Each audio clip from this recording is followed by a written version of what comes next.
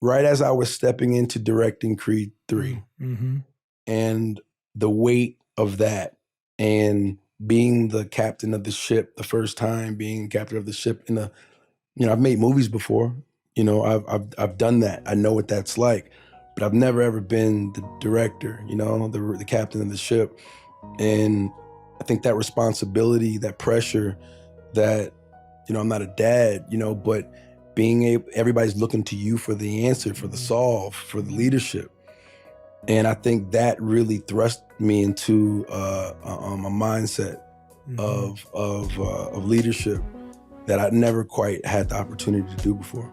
I mean, there's so much in that. Sorry, I said a lot. It's a great. I like it. I prefer it that way because I'm connecting all the dots as you're speaking, and there's so many things I want to unpack with that. One of the things that really resonated is this idea that you had to challenge yourself. You had to do something out of your comfort zone in order to even recognize that you could become, that you could be, and that you could develop. And often we're waiting to become before we take on the challenge, but it's the challenge that makes us become that person. And I think we resist, even what you said earlier about the opportunities, this idea that if you have opportunity, and there's an Eastern spiritual teaching which talks about if you have opportunities and you don't take them, that's a disservice to humanity 1000%. Because they're opening up to you without your will sometimes, right? Like there's some of us, and we'll sabotage ourselves because we'll say, oh, well, I didn't ask for that.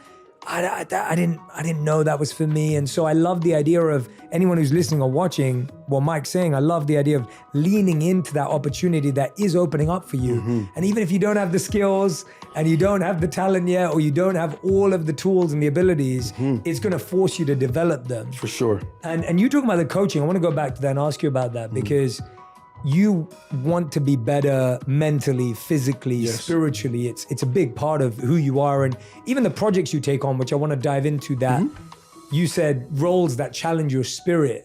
Even that idea that you're looking at a role not as, oh, what's the next movie to get me the thing? It's like, oh, that's going to challenge my spirit. I wanted to ask, what has been your best habit or tool uniquely that you've developed for your body, your mind, and your spirit individually? What have been things that you've done with your coaches in different areas that you think has brought about new epiphanies, opportunities, and ideas? What have been those tools and hacks that maybe people could lock into as well? I think there's this woman, Ramona Oliver, that I've known me my entire life. She's my spiritual advisor and coach. And I think starting the day, in meditation, you're taking a moment to clear yourself and prepare yourself for the day. It's so important to step out of your home with intent and intention.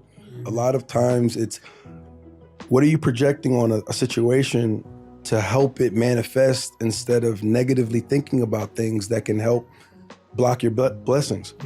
That's a big thing, So I think, and we all have moments of negativity. That's part of it. It's yin and yang. You're never going to fully get rid of that. But to practice those things in the morning, I think was a big help for me. Yeah, huge. You shoot movies and you're doing things, you're walking out, there's you hear stories of people that just can't get a break sometimes.